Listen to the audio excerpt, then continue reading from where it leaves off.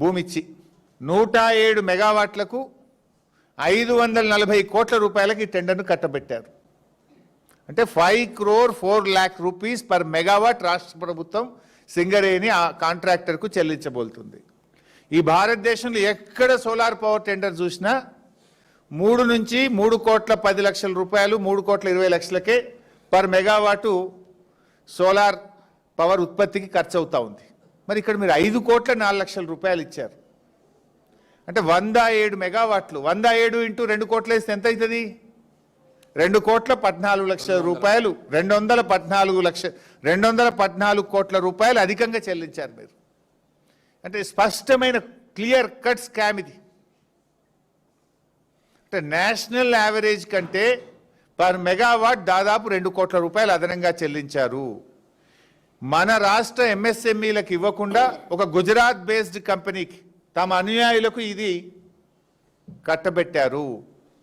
ఎంఎస్ఎంఈలకు అవకాశం వస్తే ఇక్కడ ఉద్యోగ అవకాశాలు వస్తాయి, రాష్ట్రానికి ట్యాక్స్ వస్తుంది, ఇక్కడ వ్యాపారం అభివృద్ధి జరుగుతుంది. కానీ ఎంఎస్ఎంఈలు పాల్గొనడానికి అవకాశం లేకుండా చేసి తమ అనుయాయులకు ఈ టెండర్ను కట్టబెట్టారు. ఈ సోలార్ పవర్ స్కామ్ రామగుండంలో జరిగింది.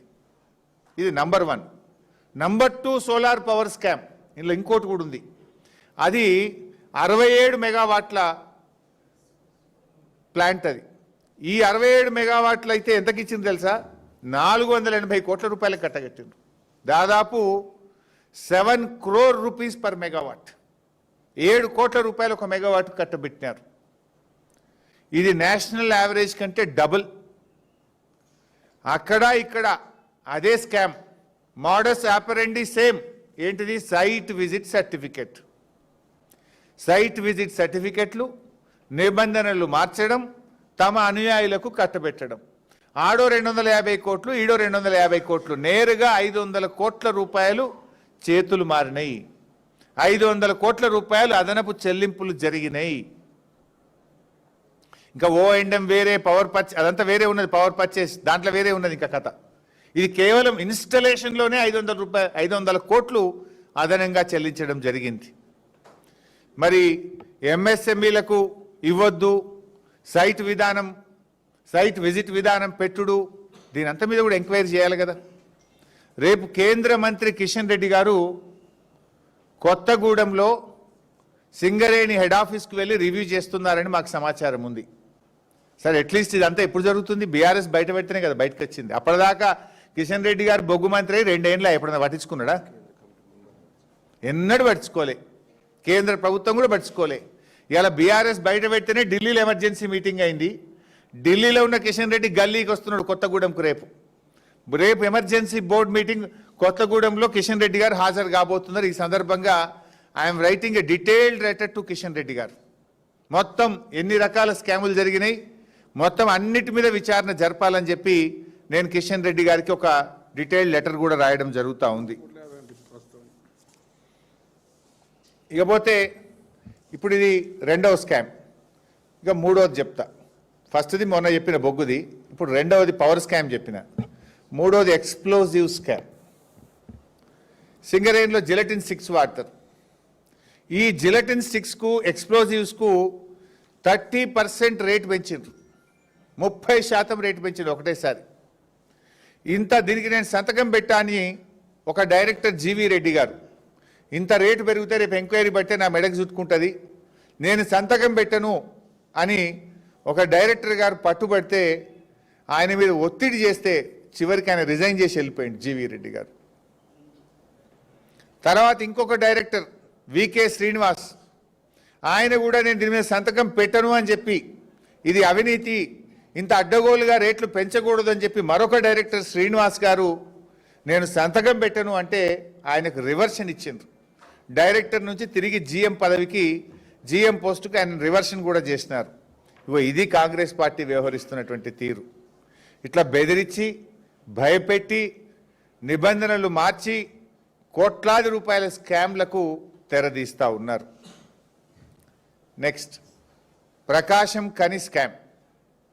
ఇప్పుడు సైట్ విజిట్ సర్టిఫికేట్ నిబంధనలు పెట్టుడు తప్పు. ఇది కోల్ ఇండియాలో లేదు, వెస్టర్న్ కోల్ ఫీల్డ్స్లో లేదు. దేశంలో ఎక్కడ లేని ఇక్కడ పెట్టిండ్రు అనే దాని మీదనే కదా 9E బ్లాక్ టెండర్లు రద్దు చేసింది.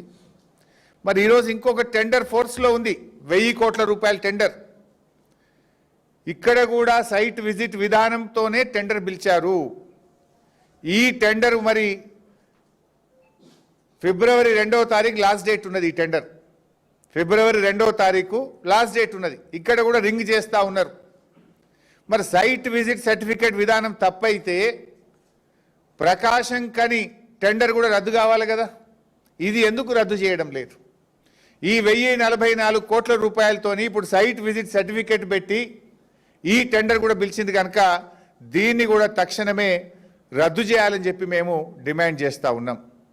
ఇంకొక పెద్ద స్కామ్ ఇట్లాంటిదే శ్రీరాంపూర్ ఓబీ 7 సార్లు ఇప్పటికి మీటింగ్ పోస్ట్పోన్ అయింది. శ్రీరాంపూర్ ఓబీ అని ఒక 600 కోట్ల వరకు టెండర్ పిలిచినారు. అక్కడ ఏం జరిగిందంటే టెక్నికల్ బిడ్ ఓపెన్ చేసిండ్రు. ఫైనాన్షియల్ బిడ్కు 7 సార్ల డేట్ ఇచ్చుడు వాయిదా వేసుడు, డేట్ ఇచ్చుడు వాయిదా వేసుడు, బామ్మర్ది ఎప్పుడు వాయిదా పడుడు, ముఖ్యమంత్రి బామ్మర్ది ఎప్పుడు వాయిదా పడుడు. ముఖ్యమంత్రి బామ్మర్ది గారేమో టెండర్లు వేసిన వాళ్ళతో హైదరాబాద్లో హోటల్లో మీటింగులు పెడుతున్నాడు. అది సెటిల్మెంట్ అయితలేదు. సెటిల్మెంట్ కాకపోవడు వాయిదా పడు. 7 సార్లు ఎందుకు ఫైనాన్షియల్ బిడ్ ఓపెన్ కాలేదు అని నేను అడుగుతా ఉన్నా.